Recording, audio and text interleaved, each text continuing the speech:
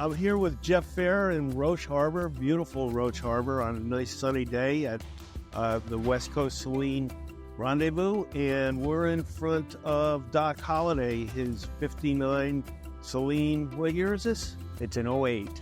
So tell us a little about how you got the boat and where you're going.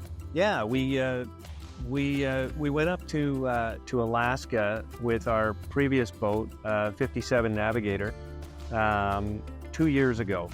We absolutely loved it up there. There was a bunch of adventures that we wanted to take, but we were a little curtailed by the capability of the boat. The Navigators are pretty light build, and we just were a little nervous on weather. But we had a great time up there. Through the course of that, we realized that it was trawler time for us.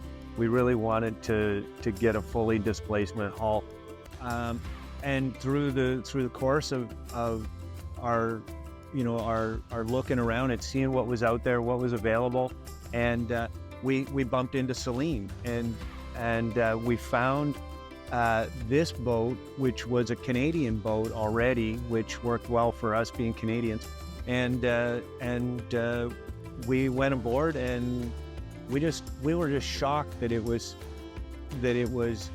so right for us, and that we didn't know that it was even out there. It wasn't on our radar once we started thinking trawlers until we actually got to look at it, and it was such a perfect fit immediately.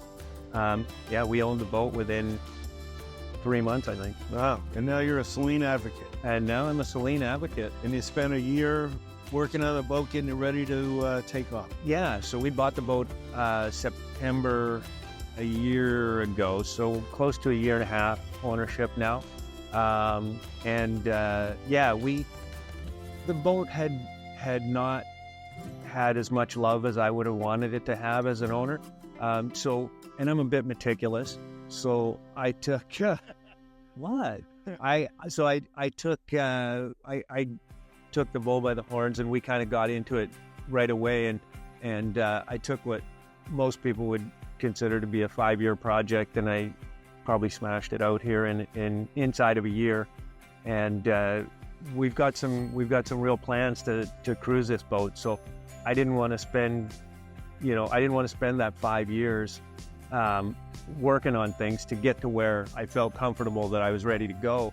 So we kind of jumped on it in a hurry, and we got it all done in a year. So now the boat's full of love. Full of love. Ready to go. Yeah. And Cammie, your wife, is up on the Portuguese bridge. Yeah. And we're going to flip on the... Oh yeah, you may as well. So this is something that's not standard on a Selene, but I have seen it on other boats, and I as someone who anchors regularly, washing that anchor chain, it just seemed like a nicety that if you're going to be anchored every night, why not make it a little easier on yourself? All right, so we're gonna go aboard, and Jeff's gonna give us a tour through the boat. Cool. Let's go aboard, Jeff. All righty.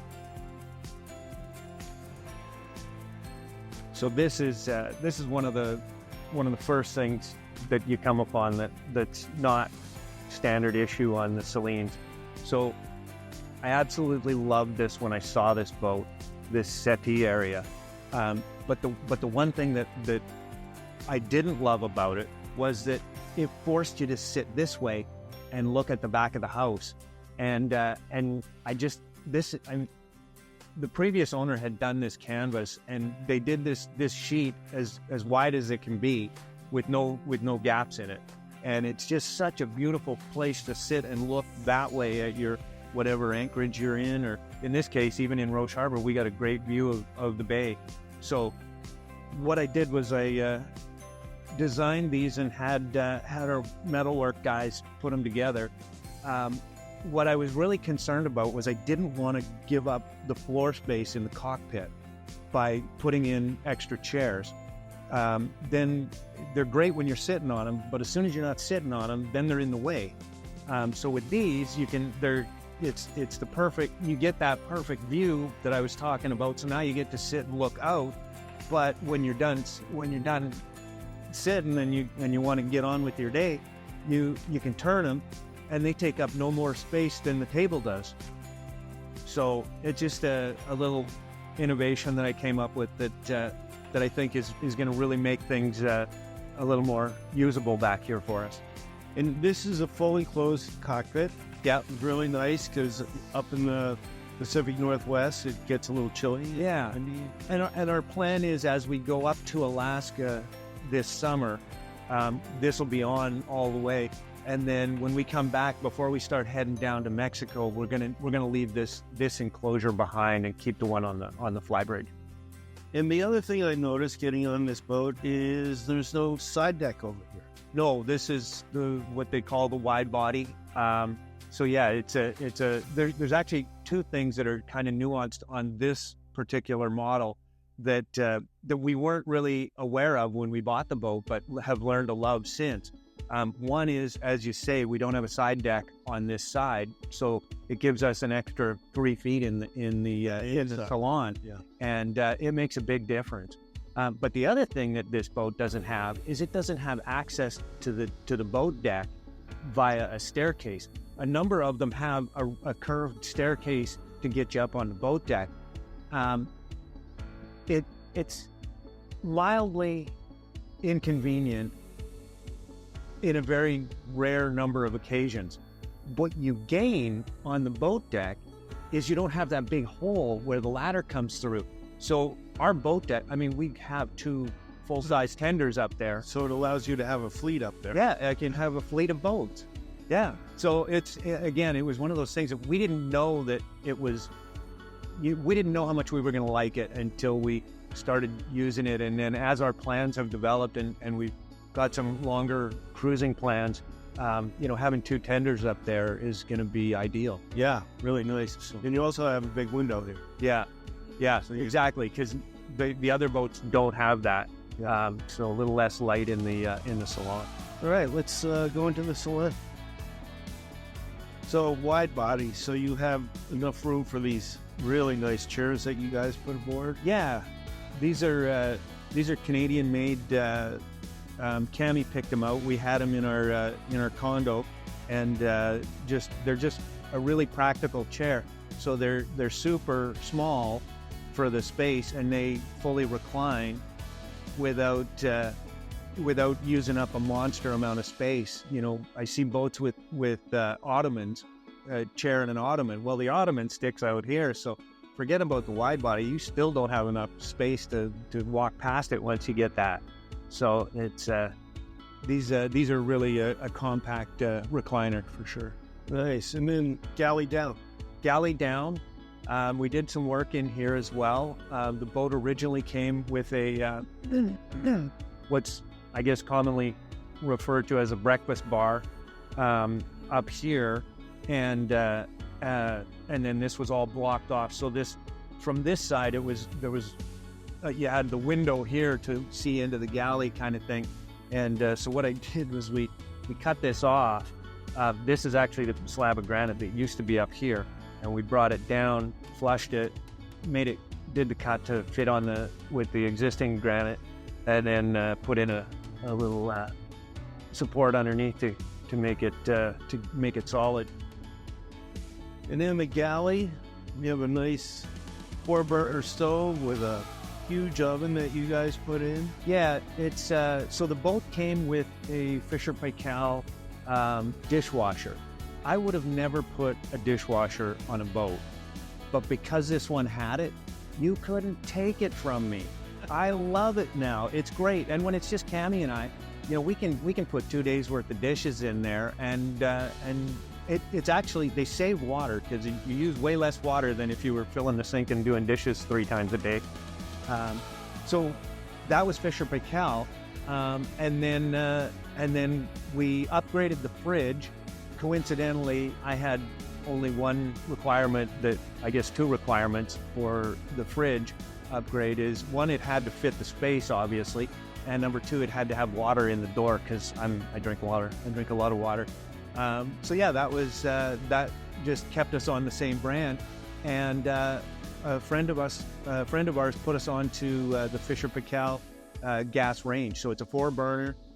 That originally this boat came with a Force 10, which was a really small it was really undersized for it was a little. And should you ever be on a boat like this? I mean, they're built for like Sailboats, 32-foot sailboats. Like that's what that stove was designed for. Yeah. So we kind of had to shoehorn it in, but it's Cammie loves it. She's a gourmet chef, so she's using it all the time, and we love the propane too, so that's nice. Yeah. So behind you is a set of stairs that goes down to the engine room and the master suite room. That's right. Yeah. So we'll go up into the Pilothouse on this tour, and then enter the staterooms from the forward staircase. So let's go up to the Pilothouse. Yeah. All right, glorious Pilothouse. We absolutely love it. On our last boat, the Navigator, the wheelhouse, the Pilothouse was it was very anemic in comparison to this. So for that reason, we were always driving from the Flybridge. And with this boat, as much as the Flybridge is awesome for the view and everything else, it's so comfortable down here. It's really a toss-up. At this point, we're probably 50-50 to where we're cruising from. Yeah, nice. We got 2 stid chairs. Yeah, so this was a bit of another shoehorn exercise. This boat was originally designed with a single helm chair, and over here was a chart table. So the chart table came to about the center of this chair, and there's a mark up here where you can kind of see it. But we ended up cutting that all back and making room. I just want to. Cammie and I we're cruising together, so we're working on charting and routing and all that kind of stuff all the time. So this is I like having my Admiral right beside me. Yeah, nice. What a great view. You know, one of the cool things about these boats, and I think people don't understand it when they come into them, is that curved window in the corner.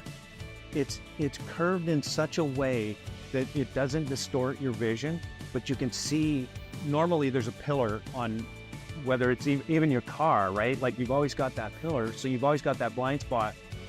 And these things are so well built. Like I just love that design in it. You can see through the corner. Yeah, nice. Let's go forward since we're on this level, and then we'll go down into the staterooms. Sure. All right, out on the foredeck, I don't know if you guys saw or not, but they've got a dog, which is great. We got a little grass pad for him. And having this Portuguese bridge really makes it safe for the dog. Yes. It feels really good when we're underway. We open the Pilothouse door, he goes out, and you know that he's contained by the bulwarks. He can go back and forth around the Portuguese bridge, but he can't get out of there. So yeah, it definitely gives a level of confidence that you don't have to worry about him. Yeah, up here on the bow, we've got a big old Samson post. This is typical for all Selenes. And Jeff happens to be the Ultra distributor for Canada. So what kind of anchors you got there? We've got Ultras. Imagine that. Imagine that. Yeah. So we've got our backup is a 60 kilo, 132 pound Ultra anchor. And then our primary is an 80 kilo, 176 pound Ultra, both on 1/2 inch chain. We've got 500 feet of 1/2 inch on this side, and we've got 400 on the secondary. Yeah, nice. That's a lot of chain, but you need it up in Pacific Northwest. Yeah, I mean it's probably. I mean, you hope you never need to have it all out, but it's nice to know that it's there if you need it. Okay, so now we're going to go down into the staterooms down below. So follow us, Jeff. All right.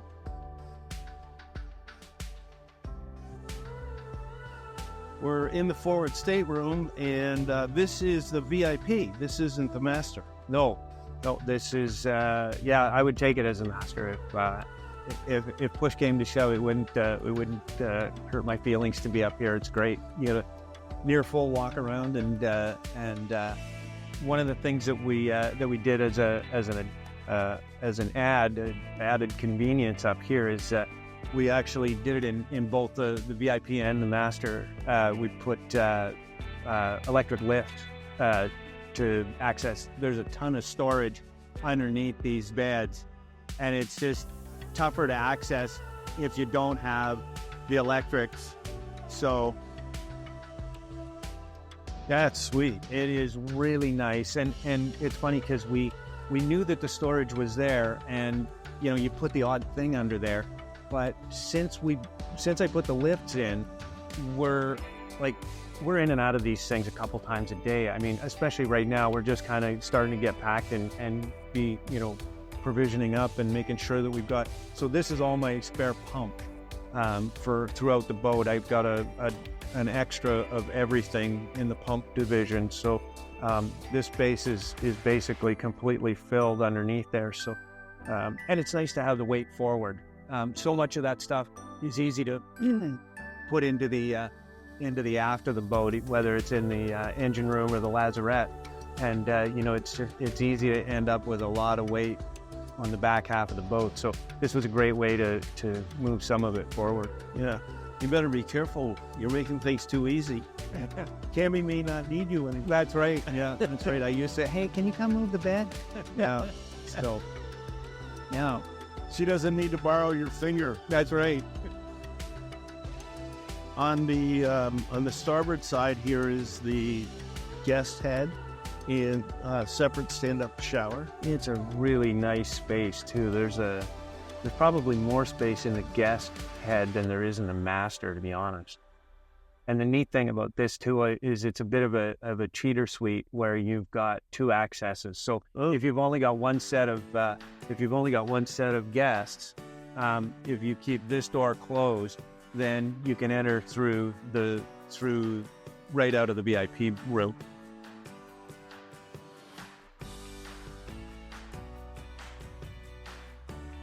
As I look around here, Jeff, the woodwork is amazing. It blew me away. This was one of the first things that we noticed when we came on board for the very first time. Is it's just wood everywhere. The teak is amazing. The craftsmanship is unbelievable. One of the things that I noticed too is, contrary to some of the other boats that I've owned, when you open up a cabinet on this boat, it's wood lined. Everything is wood. You don't open a cabinet and see fiberglass from the hull or something like that. A rod. Yeah, yeah. Oh. It is just, they're all built out. It is so, yeah, the craftsmanship is incredible. Well, let's move on down to the second guest stateroom. Yeah, so this is kind of the bunk / office. Cammy and I use it as an office. We had a swing out stool. She can sit and take care of the paperwork and that kind of thing. So, and then there's still two bunks. So this acts as a couch, which I really like. When you're not when you don't have guests, and then if you need, there's a second bunk up there, so you've got room to lay down too. That's really nice. Can we pull that open? Sure. I haven't had this open in a long time. Let's see what's back there. God, I hope there's not a body. Oh, yeah, and then that little bolster on the back of the couch fills in the second part here. So Really nice. oh no, it is so well thought out. I haven't seen that on a boat yet. Is that right? Yeah. Interesting. Yeah. Okay, so this is the second guest stateroom that we just showed you. We're going to go on to the master, which is midship aft of this stateroom. Master stateroom, queen walk around, midship. Yeah, How can it get better? great place to be when it's rough. We, Cammy and I did a circumnavigation of Vancouver Island, and In 7 days. yeah, we did a quick one. it was just a shakedown cruise. Like I said, we've done so much work on the boat that I just wanted to get out and test systems. But one of the cool things, and test systems and test us, and one of the things that, you have to learn how to do if you want to do some world cruising is overnighters. And so we started to kind of do that as a practice just to see what it felt like and get our bearings that way. And I'll tell you, it's so nice to sleep down here. You're low in the boat, you're on the center line, and it's so stable. By the time you were off watch and you came down here, you're asleep in seconds down here. There is just so little movement. And the engine is behind the utility room. Yeah. So what's the noise like in here? It is crazy, Wayne. The amount of sound deadening in these boats, I don't know what they've used, but it is incredible how quiet the boat is. In fact, I noticed the generator makes more noise than the main engine. Like when you're anywhere in the boat, it is so silent. Like there is no level of, you don't have to speak louder when you're you can be sitting in the salon, which in the salon you're directly above the engine. It's this conversation. You don't feel like you need to yell. So when you come down here and you're underway and you come down here to crash, it is so nice. It just, you hear the purr. There's just the slightest of sound from the diesel that you can hear, but it is nothing that isn't music to my ear. It's not rattling. It's not rattling your head. No, not at all. Nice. No, nice. Actually, yeah, it's good that they're with the commissary directly behind the headboard here. There is some built-in space there too, so you've got a good buffer that way too. But I attribute more of it to the sound deadening in the boat than the actual physical space distance. So, in that door, that's a solid wood door. Yeah. So you close that door, make it even quieter. Yeah, nice solid wood. Beautiful. Yeah. Yeah, no, it just feels quality. Everything is heavy and yeah. Because on a displacement boat, heavy's good. Yeah. Yeah, again, so much different than our last boat.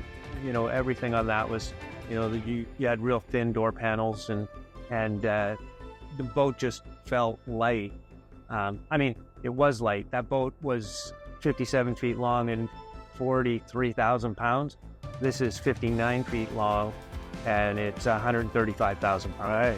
So, it's incredible difference. It's mind-boggling to try and figure out how you can have something that's that close in length, but so completely different in weight.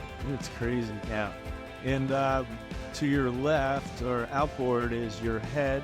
Yeah, that's your separate shower. Again, of course, that's a master head. Okay.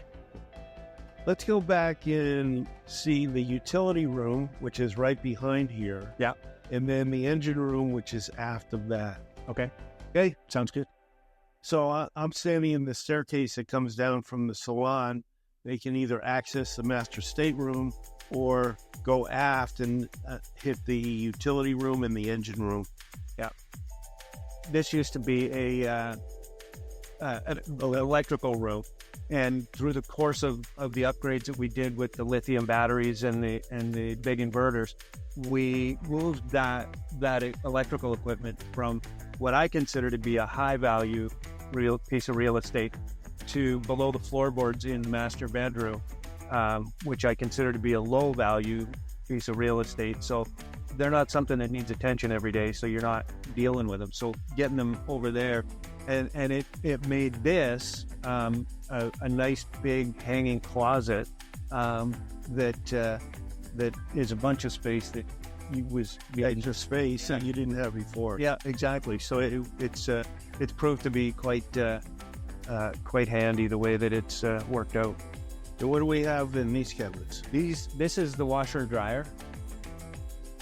So separate washer and dryer. Yeah, and they are amazing. ASCO is a I believe it's a European brand, but just super efficient, quiet. One thing that I did down here, this the washing machine used to have a door on it. You can see where the hinges were down here. And so what you did is you had to open this big stainless door that came out this way, kind of like a dishwasher door. And then you open this one and get to the laundry. Well, it was a pain in the butt with these doors and that door. So I ended up taking that door off, which it doesn't need it to function because this seals. So it was, we kind of streamlined that operation a little bit. Okay. Yeah, so this is the commissary / utility room. We're using it as a pantry, so these doors here slide open, and we've got dry goods and canned goods and beer, the necessities. And then back here, there's a second laundry, or another sink, a laundry sink. A nice Corian countertop. We back here we keep we've got an air fryer and a Vitamix. So some of the bigger appliances that you don't want in the kitchen, in the galley. It's just kind of a catch-all room. It's there's a lot of space here, good storage. This cabinet here is access to the starboard stabilizer, which is right in there. So easy access to get to that. And again, louvered cabinets all down this side. Now, being in the utility room, the next room aft, that's the engine room. So Jeff's going to take us into the engine room. Sure. This has got to be the nicest engine room I've ever been in. In fact, we should have breakfast on top of the engine. Yeah, it's... I may have mentioned before that I'm a little meticulous, and I may have this room may have got the best of me. I kind of went overboard, but I absolutely love it. I went through this engine from top to bottom. How old is this boat? It's an 08. This is an 08, and it's like brand new in this engine room. Yeah, it feels good in here with all the white and just as clean as it is. It's just super easy to spot any kind of oil leaks or anything that isn't right becomes readily obvious. So Jeff, can you point out some of the equipment you've got on here? Yeah, so this is a 12.5 liter John Deere engine running 5.25 horsepower, and this is a 25 kilowatt Northern Lights generator. So the generator's a little oversized, or a lot of people might think it's oversized as far as the 25K goes, but it also has to run this big hydraulic pump here, which feeds the get home drive. So it's got a Westmar get home drive. So in the event there's an engine failure, you can decouple the engine and the hydraulic pump will drive the boat at about 4.5 knots. So it's your get home propulsion. Again, it's one of those things that I didn't know when we bought the boat, how much I liked the way that the equipment was configured. What I found afterwards is that boats that didn't get the get home drive ended up with a wing engine, and the wing engine would sit here, and then it would have its own separate shaft and propeller. So what happens is it cuts off all of your access to the starboard side of the engine, and it turns into this being monkey bars because you got to go over the engine to get to the outboard side to do any kind of servicing on that side. So again, it was one of those things that I was, okay, yeah, no, I like the and I like the idea of having the get home drive. What do we have along the wall over on this side? Maybe you can take us through just some of the just briefly on the equipment that you've got set up here. Well, at the front, it starts out with your sea strainers. With one sea strainer. There's actually 2 sea strainers on this boat so that you can service them while you're underway. So that's what the first big bronze device is. Then below, just after that, is the black pump is a 24 volt domestic water system pump, and then the white filter housing with the blue top is for domestic water. So everything that comes out of the tanks first goes through that filter before it goes to any of the taps in the boat. And then it's driven. This is the AC pump, which we use most of the time. I think Cammie's upstairs doing dishes or something, because you've heard it kick in a couple times. So yeah, this is what we run on most of the time. These manifolds go down and underneath where those 2 black deck hatches are. And then you've got, so we can run either AC or DC water pressure for domestic water. And then these 2 are rake cores for the main. These 2 are smaller rake cores for the generator. What do you have up here? This is a fuel manifold for your supply and return system, so we can manage our fuel if we've got a list, or if we want to put fuel up from one side to the other. You can, or if you want to take it off one side and return it to the other, or vice versa, or however you want to. It's really versatile system, and it's really simple with the information that's printed on the labels on them. And then this is a fuel polishing system, and how that operates is you can draw fuel out of either tank and return it either into the same tank or into the opposite tank after you've cleaned it. Nice. Yeah. Nice. And back here we have the Fireboy fire suppression system. Yeah. With the engine room. Yeah. And the hot water heater over here in the corner. Well, this is pretty easy to get to. Yeah, the access in here is really, really quite nice. We moved around a little bit of equipment as we were doing the refit, and just to optimize access, really. I want everybody to see your polished, your stainless polished fittings here coming off your hydraulic pump. That's amazing. You come down here and shave on me? You can. Yeah. All right. Next, we're going to go back into the Lazarette, which you can either access through the engine room here, or there's a door on the back on the swim platform. Follow us. Jeff, what do you got there? That is my stern anchor. That's a 2146 Ultra for our stern. When we throw out the stern anchor, that's it. So. That's a pretty snazzy Lazarette we have back here. It's gorgeous. Like I said before, it blew me away when we first came on this boat.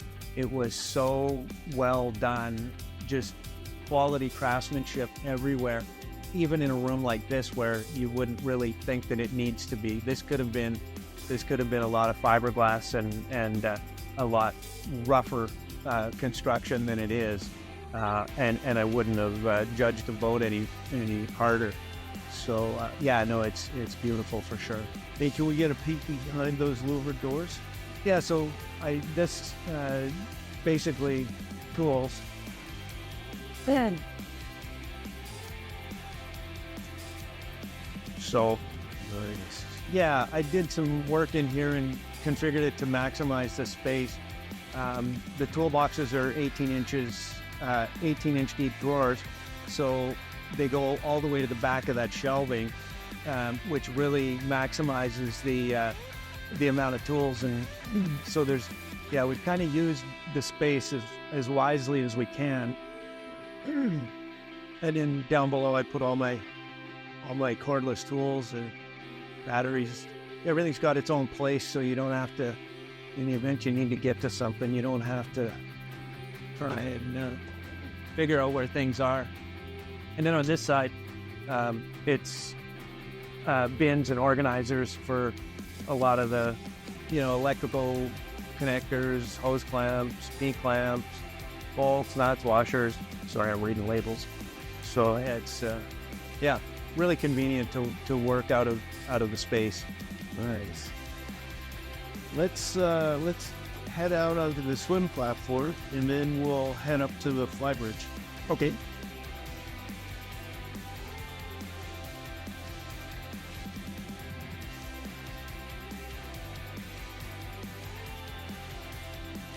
Oh boy, this is really nice. Yeah, this is definitely position A on a nice day when you're cruising. It is awesome up here. So you have this fully enclosed with strata glass. Yep. And hardtop. Yeah. Awesome. Hardtop's just great. View up here is amazing. Yeah. So the hardtop, one of the things that I love about hardtops is that it is a perfect piece of real estate for solar panels. So we've got 8 solar panels on the roof here, and then we've got 4 panels forward on the Pilothouse roof. So we've got a little over 2,000 watts of solar, which really goes a long ways to helping out helping keep the lithium batteries charged up. So tell us about the lithium bank and the solar bank. You put those on. Yes. And how big's the lithium bank? So there's 3 banks of 4 batteries.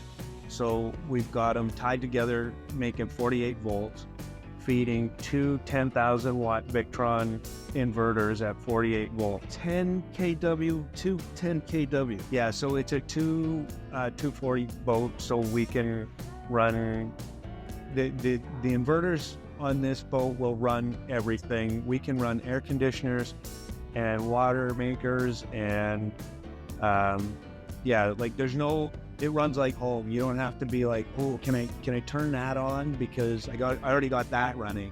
The dishwasher's going and it's so we've made a really robust system here. That was a lot of work with Dylan to make that happen. So tell me your use cycle. So you use whatever you want. You got the air conditioner or heater running overnight. Yeah. In the morning, sun comes up. Batteries come from 30 or 40% back up to 100. Overnight, if we're in a decent state of charge, going to bed overnight, we'll wake up. We'll still be above 75%, and then to top up 25% with 2,000 watts of I don't know. I could look at the app right now and we're probably fully charged because if we're fully charged, it'll shut down. So 1,798.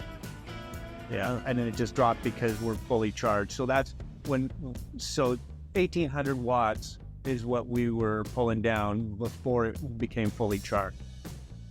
So what else can you see on your phone? So you can see that it'll tell you how much shore power you've got, and it'll tell you what your AC loads are, your DC loads. It'll tell you so there's our current state of charge, which is why we're not getting any solar. It says 100%. So we're at 100%. So it's, when you're fully charged, everything just goes to sleep and waits for something to kick on and tell it to do something. And then if we were running the generator, you'd get information there. So this is all on your phone? Yeah. It's all on the Garmin screens as well when you fire those up, and so you can get it in multiple places so you don't have to be looking at your phone while you're driving. Yeah, nice. And you got this great settee up here, C-shaped with a span table. And what's this? Oh, that's the remote control for the Fusion radio.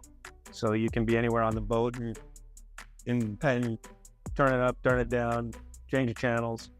Same thing. The Fusion integrates with the Garmin, so we're using the Garmin most of the time for that. Yeah, nice. Yes. Tell us about the back deck here. The back deck is, if you remember at the beginning, I said that it was it's a very unique boat deck compared to any of the others that I've seen, because it doesn't have that staircase coming in. So that second, the small tender is a Highfield 340, and the larger tender is a 14-foot Boston Whaler Dauntless. And then under the white cover is another one of the e-bikes, which you saw the other one sitting on the slim deck down below. And there's still space to walk between them and move around, and it's ideal. That's awesome. So the Whaler is my fish boat. It's as soon as we get anywhere fishy, it's in the water, and we've got downriggers out, and then you got that. Then you have that smoker going, and then we got the little Traeger smoker. We use that probably as much or more than we use the barbecue. We love our smoker. That's great. So Jeff, you've really made this boat absolutely beautiful, and now you get to enjoy it. What's the plans? Just short. Yeah. Next 3 years, what are you going to do? The next 3 years looks like, in a few days. So what's today? Saturday? So on Wednesday or Thursday, we're going to leave our home port at Ladysmith, and we're going to head north, and we're heading to Alaska. We're going to do Southeast Alaska again, and we're going to spend most of the summer up there. We'll be coming back this direction probably by late July. We'll be coming back, and maybe early August, and then by the middle of August we'll be heading to California, with the intention of spending a few months working our way down, and then getting the idea is we'll be deep into Mexico by Christmas. So we'll see you down in California. We are going to definitely stop by. Yeah, we will definitely stop by for dinner. So Jeff, what do you love about your Selene? The build quality is so solid. This boat, we talked a little bit about the how quiet it is. It's so confidence inspiring. When you get this thing out on the water, I've done a few trips back and forth from Vancouver Island to Vancouver, and the closest access into the islands for us from Vancouver is through Polier Pass. And Polier Pass coincidentally works out to being just about straight west of Vancouver, and the wind typically comes out of the north. And one of the neat things that, a lot of people would not love this, and I never loved it when we had our old boat. But on this boat, I've made a point of when I come out of Vancouver, I go straight for Polier, which puts the seas coming out of the north right on my beam.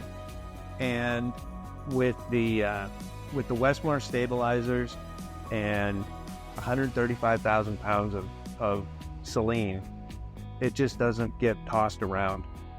I will take it on the beam all the way across.